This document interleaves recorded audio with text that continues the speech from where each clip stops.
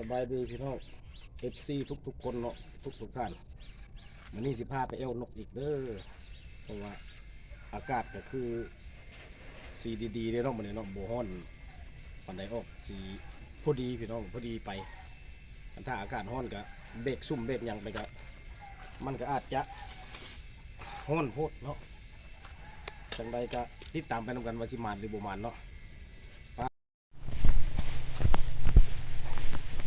ลุ้นนับกันเลยสิมานมันคือโบมาน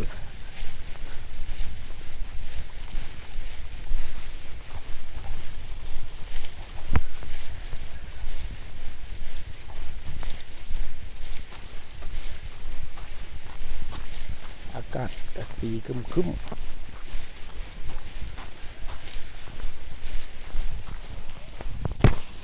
ฮะ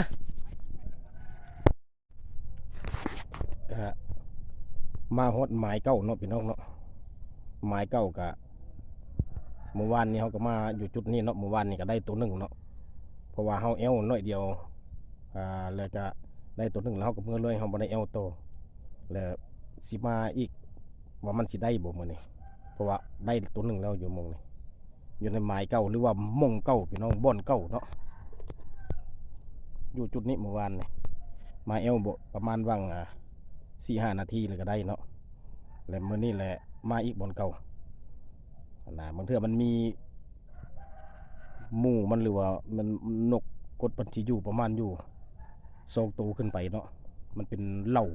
าหัวให้หัวหน้านะเนาะมันมีอยู่2 ตัวขึ้นไปหา3-4 ตัวเนาะนกกดมันจะอยู่เป็นหมู่แบบนี้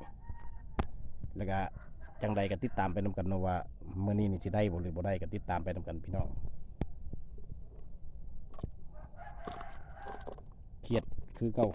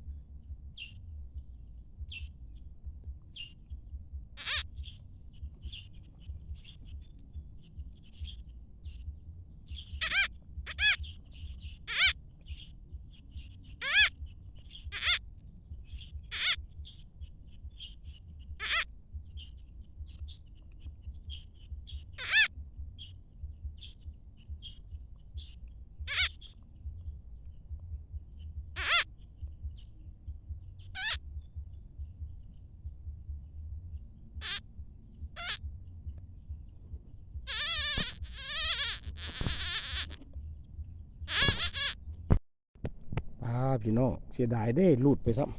ำคุบน้ำกาคุบน้ำแล้วมันเลยลูดไปเลยเนาะพี่น้องเนาะ